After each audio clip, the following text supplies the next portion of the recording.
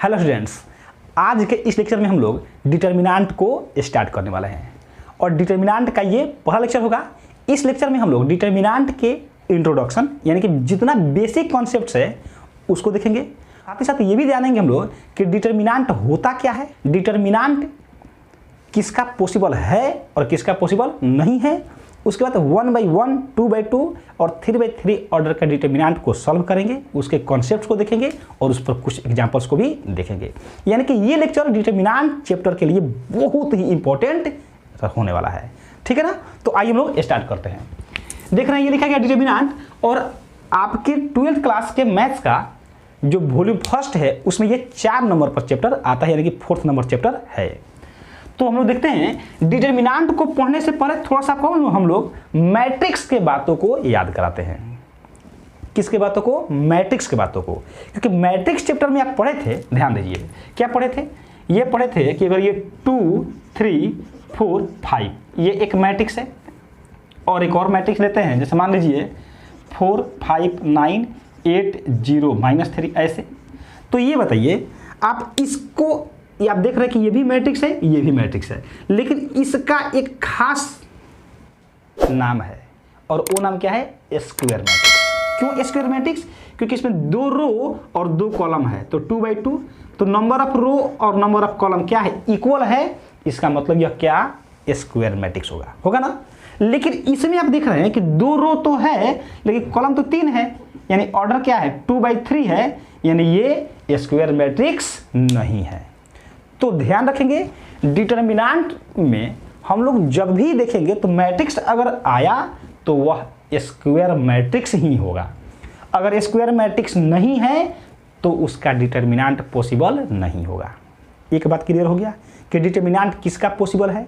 तो डिटर्मिनेंट केवल और केवल स्क्वायर मैट्रिक्स का ही पॉसिबल है।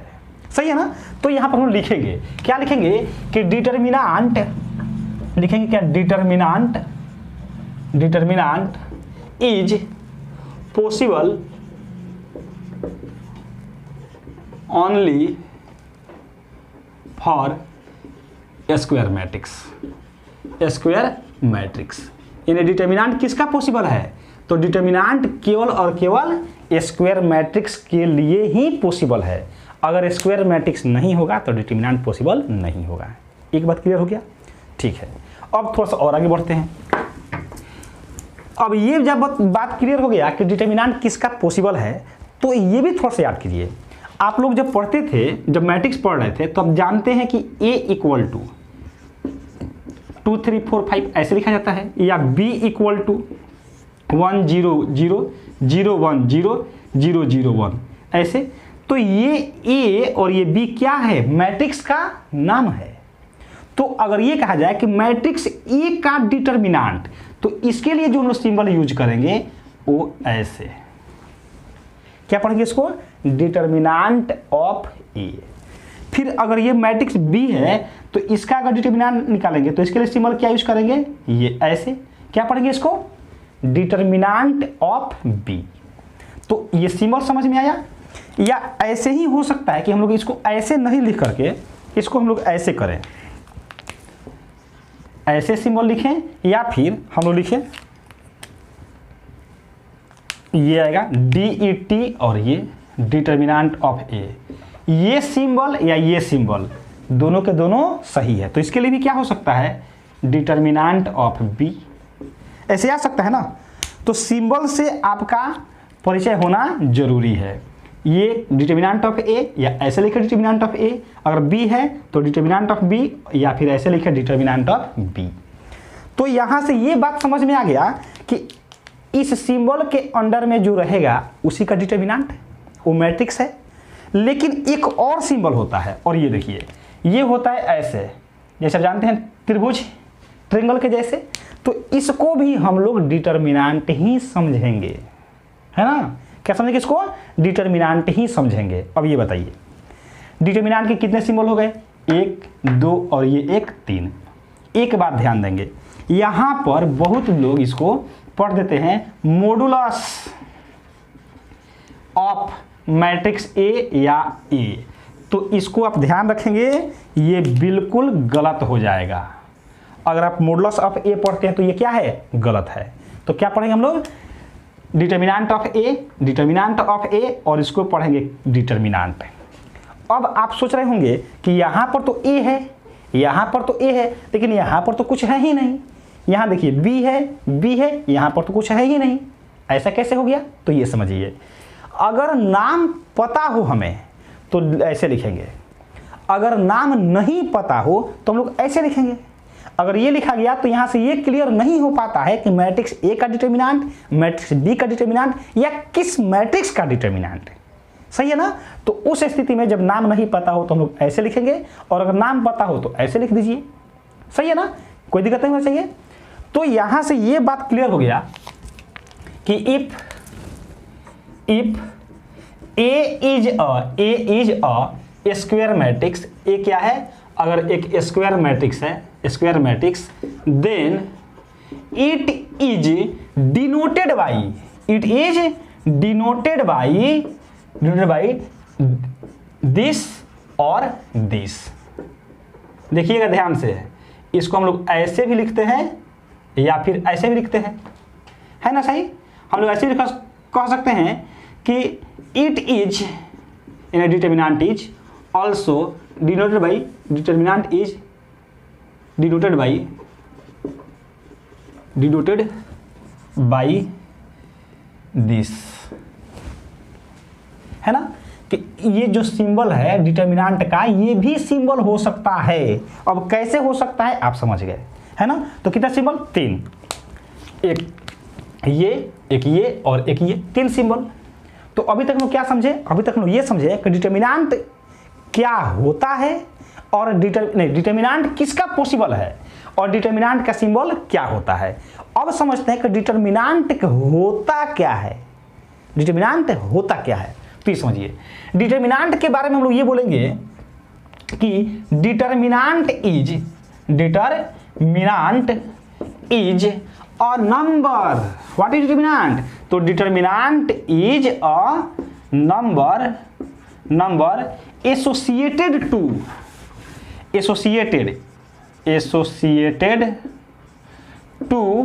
अ स्क्वायर मैट्रिक्स। और यहां ध्यान देंगे, स्क्वायर मैट्रिक्स आपको ऊपर ही बताया जा चुका है। डिटर्मिनेंट क्या है? तो डिटर्मिनेंट किसी भी मैट्रिक्स का एक न्यूमेरिकल वैल्यू आएगा, चाहे वह रियल नंबर हो, यानी कि जो वैल्यू हो वो रियल नंबर हो या फिर कॉम्प्लेक्स नंबर हो। तो क्या ये जरूरी है कि हमेशा नंबर ही आएगा? ऐसा भी कोई जरूरी नहीं है। कोई एक एक्सप्रेशन भी आ सकता है, जैसे x² + 1 sin थीटा, ऐसे भी आ सकता है। तो हम लोग डिटर्मिनेंट के बारे में क्या बोलेंगे? Determinant is a number. और ये नंबर क्या क्या हो सकता है? तो ये नंबर रियल भी हो सकता है या फिर कॉम्प्लेक्स भी हो सकता है।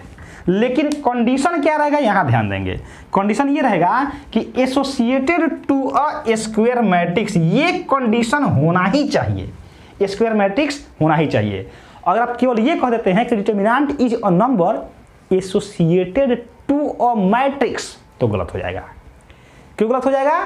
क्योंकि मैट्रिक्स बोले हैं तो उसमें सभी टाइप का मैट्रिक्स आ जाएगा। स्क्वायर हो भी सकता है, स्क्वायर नहीं भी हो सकता है। लेकिन हम लोग क्या देखें, डिटर्मिनेंट किसका पॉसिबल है? स्क्वायर मैट्रिक्स का ही पॉसिबल है।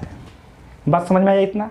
अब आते हैं कि डिटर्मिनेंट अगर एक नंबर है तो हम लोग कैसे उसको फाइंड करते हैं, यानी किसी मैट्रिक्स का डिटर्मिनेंट कैसे फाइंड करते हैं। तो देखिए यहां पर हम लोग हेडिंग बनाएंगे, determinant of a square matrix having order 1/1। अब यहाँ देखिए, हम लोग उस मैट्रिक्स का डिटर्मिनेंट फाइंड करेंगे जिसका ऑर्डर कितना है? 1/1। इसका मतलब ये हुआ, ये देखिए, इफ ए कोई मैट्रिक्स है और ये हो गया A11, 1/1 है ना। तो जब इसका डिटर्मिनेंट फाइंड करेंगे तो क्या लिखेंगे? देन। डिटर्मिनेंट का मतलब तो ऐसे हुआ, देख रहे हैं सिंबल। तो इधर जो ये मैट्रिक्स का सिंबल है, मैट्रिक्स को हटा करके यही दोनों लाइन है, यानी ये ऐसे है, सही है ना। अगर ये अकेले है तो जैसे है वैसे ही आ जाएगा ना। इसको एग्जाम्पल समझिए, यहाँ से लिख सकते हैं example. First example, if A equal to, एक मैट्रिक्स है जिसमें एक एलिमेंट है 9 -9, तो डिटर्मिनेंट इसका जब फाइंड करेंगे तो क्या आएगा, एक ही एलिमेंट है तो ये क्या हो जाएगा -9। ध्यान रखेंगे मॉडुलस नहीं है, इसको मॉडुलस हम लोग नहीं पढ़ते हैं, आपको पहले बता चुके हैं, नहीं बताए हैं तो ध्यान दे देंगे कि इसको मॉडुलस नहीं पढ़ते हैं। जैसे ही आप मॉडुलस पढ़ेंगे तो ये क्या हो जाएगा, माइनस को प्लस कर देगा। मॉडुलस नहीं है, क्या है, डिटर्मिनेंट है, तो जो है वही यहाँ आ जाएगा। एक और एग्जांपल देख लीजिए, सेकंड एग्जांपल, इफ ए, कोई जरूर है कि ए ही दें, बी नाम दे देते हैं इस बार, ये 3/2 कर देते हैं, तो जब डिटर्मिनेंट निकालेंगे तो डिटर्मिनेंट ऑफ बी कितना आ जाएगा, ये तो 3/2 का डिटर्मिनेंट हो जाएगा ऐसे, कितना आ गया 3/2 एंड दिस इज आंसर। तो समझ में आया ये। हम लोग क्या देखें इसमें, ये देखें कि अगर 1/1 मैट्रिक्स का 1/1 ऑर्डर का कोई मैट्रिक्स हो तो उसका डिटर्मिनेंट हम लोग कैसे फाइंड करेंगे। अब देखते हैं कि अगर इसी में 1/1 नहीं होकर के ये 2/2 ऑर्डर का हो जाए तब क्या होगा। तो देखते हैं, हेडिंग यही रहेगा हम लोग का, सिर्फ यहाँ पर चेंजिंग हो जाएगा 2/2। तो अब एक अलग मैट्रिक्स लेते हैं, देखिए लिखेंगे लेट या इफ ए इक्वल टू, यहाँ देखिए A11 A12 A21 A22 ऐसे हो गया। इसका डिटर्मिनेंट फाइंड करना है तो हम लोग क्या लिखेंगे, लिखेंगे देन डिटर्मिनेंट ऑफ ए क्या आएगा, यहाँ देखिए A11 A12 A21 A22। समझेंगे कि ये क्या है, इतना में कि ये कुछ नहीं, केवल जो मैट्रिक्स था उसको डिटर्मिनेंट के फॉर्म में लिख दिए। डिटर्मिनेंट जैसे ही इसका फाइंड करेंगे ये सिंबल लिख देंगे जो कि आप देख रहे हैं यहाँ पर, और इधर मैट्रिक्स को हटा करके हम लोग ये डिटर्मिनेंट के फॉर्म में लिख देंगे। लिखा गया ना। अब इसी को सॉल्व करना है तो पहले मैं आपको पूरा डिटेल्स में बताऊंगा कि इसको कैसे सॉल्व करते हैं, उसके बाद डायरेक्ट हम लोग मेथड में आ जाएंगे, ट्रिक में आ जाएंगे कैसे सॉल्व करेंगे। तो ये देखिए, इसमें देख रहे हैं कि फर्स्ट रो, ये सेकंड रो, ये फर्स्ट कॉलम, ये सेकंड कॉलम, तो इसको हम लोग क्या करते हैं, एक्सपेंड करते हैं। क्या बोले, एक्सपेंड करते हैं, किसी एक रो या किसी एक कॉलम के अलोंग एक्सपेंड करेंगे। तो एक्सपेंड करते हैं, लिखेंगे एक्सपेंडिंग अलोंग R1। कोई जरूरी नहीं है कि केवल R1 के अलोंग ही एक्सपेंड होगा, R2 के अलोंग भी हो सकता है, C1 के अलोंग भी हो सकता है, C2 के अलोंग भी हो सकता है, ठीक ना। फिलहाल हम लोग क्या कर रहे हैं, R1 के अलोंग एक्सपेंड करते हैं। तो यहां समझिए, तो R1 में क्या क्या है, A11 A12, तो हम लोग पहले A11 को लेंगे क्योंकि वही पहले है A11। अब ध्यान ये रखना है कि जिस एलिमेंट को लेंगे उसके रो और उसके कॉलम को छोड़ देना है। तो देखिए, इसके रो को छोड़ेंगे तो ये छूट जाएगा, ये खत्म। जब इसके कॉलम को छोड़ेंगे तो ये छूट जाएगा, तो क्या बचेगा, केवल यही बचेगा ना। तो उससे डिटर्मिनेंट बनाइए A22। समझे, एक बार फिर समझिए, क्या बोले, एक्सपेंडिंग अलोंग R1। अब R1 में क्या है, A11 A12, तो बारी बारी से दोनों एलिमेंट लेंगे। पहले A11 लिए तो इसके रो और कॉलम को छोड़ दिए, A11 ले लिए, इसके रो और इसके कॉलम को छोड़ दिए, जो एलिमेंट बचा उससे डिटर्मिनेंट बनाइए। क्या बचा, यही बचा A22, डिटर्मिनेंट बना दिए। अब इसके बाद क्या देख रहे हैं, A12, तो A12 के साथ हम लोग को माइनस लेना होगा। अब आप पूछेंगे सर ये माइनस कहाँ से लिख दिए, अभी हम लोग आते हैं, माइनस ले लिए। अब A12, फिर क्या बोलेंगे, इसके रो को छोड़िए और इसके कॉलम को छोड़िए, क्या बचेगा A21, तो ये हो गया A21। सही है ना। अब आप देखिए ये A11, ये देखिए अभी आप जस्ट थोड़ा देर पहले पढ़े थे, लिख करके मिटाए थे, मिटा दिए हैं।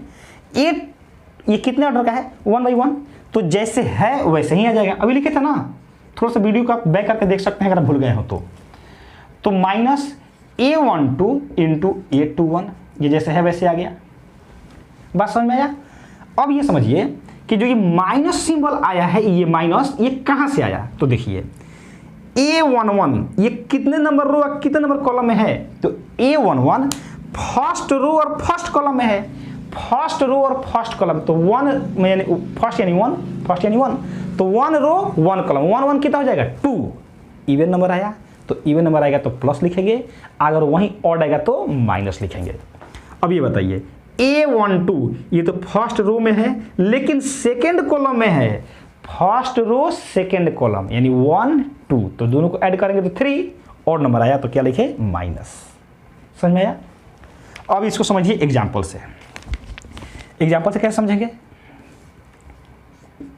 अगर ये कहा जाए कि एक कोई मैट्रिक्स है जैसे ये 2 3 4 5 ऐसे, तो इसका डिटरमिनेंट अगर फाइंड करना है तो देखिए हम लोग को इतना काम करने की जरूरत नहीं पड़ेगा, डायरेक्ट क्या करेंगे, इसको इधर मल्टीप्लाई इधर कर देंगे माइनस, यानी इधर मल्टीप्लाई कीजिए 2 × 5 माइनस इसको इधर मल्टीप्लाई कीजिए 4 × 3, क्या हो जाएगा? 10 - 12 = ये हो जाएगा -2। समझ में आया? और देखिए एग्जाम्पल, अगर मान लीजिए ये कहा जाए, नेक्स्ट एग्जाम्पल, इफ x = मान लीजिए ये हो जाए x + 1 x x - 1 x - 1 ऐसे हो जाए, है ना? ये देखिए ये मैट्रिक्स का नाम है। देन अगर कहा जाए कि डिटर्मिनेंट ऑफ x = व्हाट, तो कैसे सॉल्व करेंगे? तो सॉल्व करते हैं, सॉल्व करेंगे सॉल्यूशन में, given x = x + 1 x x - 1 x - 1, जैसे ही इसका डिटर्मिनेंट फाइंड करेंगे ये क्या हो जाएगा? x + 1 x x - 1 x - 1। सही है ना? अब देखिए यहाँ पर नंबर लेकर के समझाए हैं, वहाँ पर नंबर नहीं लिए, कोई एक्सप्रेशन आएगा, लेकिन बनाने का प्रोसेस तो वही रहेगा ना। आप यहाँ से समझिए, इसको इधर मल्टीप्लाई करेंगे तो A11 × A22, फिर माइनस इसको इधर मल्टीप्लाई करेंगे, आ रहा है ना? ऐसे यहाँ पर भी वही काम किए, 2 × 5 10 माइनस 4 × 3 12, सॉल्व कर दिए -2। यही बात यहाँ पर भी सॉल्व करना है हम लोग को। ऐसे ही पहले इधर इधर मल्टीप्लाई, तो x + 1 × x - 1 ऐसे होगा, फिर माइनस और तब इधर मल्टीप्लाई करेंगे x × x - 1। समझ में आया है ना? फिर समझ लेंगे x + 1 × x - 1, यानी कि जो मेन डायगोनल होता है पहले उसको मल्टीप्लाई करना है, फिर माइनस दूसरे डायगोनल को। अब यहाँ से आप चाहे तो मल्टीप्लाई कर सकते हैं, चाहे तो फॉर्मूला यूज कर सकते हैं, a + b × a - b। Formula क्या होता है? a² - b²। तो यहाँ हो जाएगा x² - 1 का स्क्वायर माइनस, और ये x मल्टीप्लाई करेगा तो x में x से x² माइनस और ये माइनस प्लस x बचेगा। देखिए इससे ये तो कट गया, क्या आया? -1 का स्क्वायर 1 प्लस में x, और इस तरीके से ये आया x - 1, and this is answer. समझ में आया अच्छे से? तो अब देखते हैं कि अगर कोई मैट्रिक्स 3/3 ऑर्डर का हो तो उसको हम कैसे सॉल्व करेंगे, यानी कि उसका डिटर्मिनेंट कैसे फाइंड करेंगे। तो हेडिंग हम लोग का determinant of a square matrix of order 3। तो इसके लिए हम लोग एक मैट्रिक्स को कंसीडर करते हैं।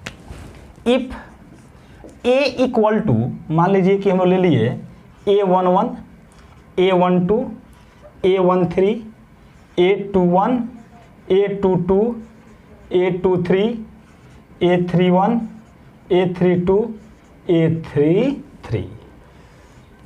अब ये बताइए यहाँ पर जो हम मैट्रिक्स लिए हैं इसका ऑर्डर क्या है? 3/3 है। इसके डिटर्मिनेंट को जब हम लोग फाइंड करेंगे तो लिखेंगे देन डिटर्मिनेंट ऑफ A, ऐसे। तो इधर भी हम लोग को डिटर्मिनेंट का सिंबल लिखना पड़ेगा, A11 A12 A13 A21 A22 A23 A31 A32 A33 ऐसे। और उसके बाद क्या करेंगे, इसको हम लोग एक्सपेंड करेंगे। फिर वैसे ही R1 के एलोंग कीजिए या R2 के या R3 के, वही आंसर आएगा, या फिर C1 C2 C3 किसी के एलोंग एक्सपेंड करेंगे, सेम वैल्यू आएगा। तो हम लोग इसको भी एक्सपेंड करते हैं R1 के एलोंग, लिखते हैं एक्सपेंडिंग एलोंग R1। अब बताइए जब R1 के एलोंग एक्सपेंड करेंगे तो क्या आएगा, यहाँ थोड़ा सा ध्यान देंगे। यही ना है R1 में, तो A11 लिखेंगे पहले, A11। अब इसके रो को छोड़ेंगे और इसके कॉलम को छोड़ेंगे, तो थोड़ा ध्यान दीजिए। इसके रो को छोड़ेंगे तो ये हट जाएगा, कॉलम को छोड़ेंगे तो ये हट जाएगा, तो यही ना चारों बचा ये। और इससे डिटर्मिनेंट बनाइए, तो A22 और ये A23, A32 और ये A33, समझ रहे हैं ना। ये A11 है, तो इसके जब रो को छोड़ेंगे तो ये खत्म, जब कॉलम को छोड़ेंगे तो ये खत्म, तो यही चारों बचेगा ना, डिटर्मिनेंट बना दिए। फिर इसके बाद माइनस की प्लस, तो इसके बाद ये है ना, देखिए ये कितने नंबर रो में, तो ये 1 नंबर रो में। कितने नंबर कॉलम में है, तो 1 और ये 1 2, दूसरे नंबर कॉलम में है। 1 नंबर रो, 2 नंबर कॉलम, तो 2 1 3 और नंबर आया, विषम संख्या आया, इसलिए माइनस। तो माइनस A12, माइनस क्यों आया, समझ में आया, बहुत अच्छा समझ में आया।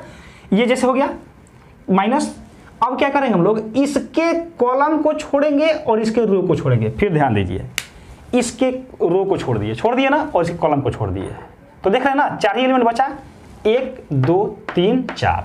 तो ये आएगा A21, A23, A31, A33, ऐसे आया। फिर इसके बाद अब इसको लेंगे, तो बताइए ये प्लस की माइनस क्या देगा, तो देखिए ये फर्स्ट रो यानी 1 नंबर रो और ये 3 नंबर कॉलम, तो 3 और 1 4, इवन नंबर सम संख्या तो प्लस, ये हो जाएगा A13, ठीक है। अब इसके रो को छोड़िए और इसके कॉलम को छोड़िए, तो यही ना चारों बचेगा, A21, A22, A31, A32, ऐसे आ जाएगा।